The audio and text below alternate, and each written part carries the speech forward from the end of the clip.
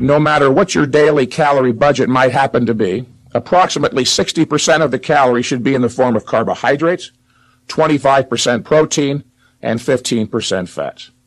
This ratio is agreed upon by all of the top reputable nutritional scientists, along with the U.S. Department of Agriculture and the Senate Subcommittee on Nutrition. The reason for the predominance of carbohydrates is that sugar is the preferred fuel source of the neuromuscular system, the most efficient fuel for high-intensity muscular contractions. Also, interestingly enough, the brain lives almost entirely off of sugar, deriving 99% of its nutrition from carbohydrates or sugar. In fact, 80% of the brain is made up of something called glia cells, whose primary function is to store sugar. The suffix hydrate in the word carbohydrate means water, and muscle tissue is not mostly protein, but water, 72% to be precise. Glucose is stored in the muscle as a polymer, or chain of glucose molecules called glycogen. And it is primarily the glycogen that keeps the water in the muscle cell, with 3 grams of water bonded to every gram of glycogen. If you've ever been on a low-carbohydrate diet and found that your muscles became flaccid or deflated after a few days, it was because as the glycogen was used up, the water that was attached to it left the muscle. While protein has been the most overemphasized nutrient, carbohydrates have been the most maligned. The anti-carbohydrate litany began in Britain in the early 1950s and reached its apex in the United States, where diet books by so-called experts blamed carbohydrates for everything from obesity to schizophrenia. Many people still believe that carbohydrates make you fat, which simply isn't true. No nutrient makes you fat in and of itself.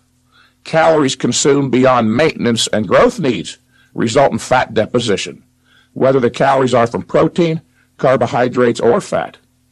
As stated previously, carbohydrates are vitally important in the diet of everyone, especially bodybuilders, as they are the preferred fuel source of high-intensity anaerobic training, and the brain, which derives most of its nutrition from sugar. So I don't think eating carbohydrates causes schizophrenia. Fats are not nearly the bogeyman some make them out to be. They play a crucial role in proper nutrition, in sheathing the nerves, synthesizing many enzymes, and in helping the digestive process. Unless you are directed by a physician, don't take in less than the recommended 15%. Consuming fats does not make you fat either. Recently, a training client said to me that whenever he eats fats, he gets fat. And I told him that such is not true. That if I was to have him eat a small piece of butter or lard, such would not turn to fat unless he were consuming an excess of calories. Years ago, I had a friend who went off to Montana every few winters or so to climb mountains every day for a month. Upon leaving for his trip, my friend was always rather pudgy, and 1 month hence, after climbing mountains every day, he returned very lean, with almost no visible body fat. While climbing mountains, he lived predominantly on fats, such as bacon, butter, beef, and animal fat. Obviously, this individual was expending more calories through his rigorous mountain climbing activity than he was consuming, and as a result, he lost body weight in the form of fat.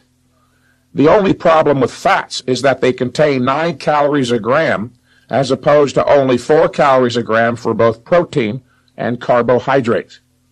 The point here is that if you're not careful with regard to your intake of fats, the number of calories from them can shoot up very fast, and before you know it, there is fat deposition.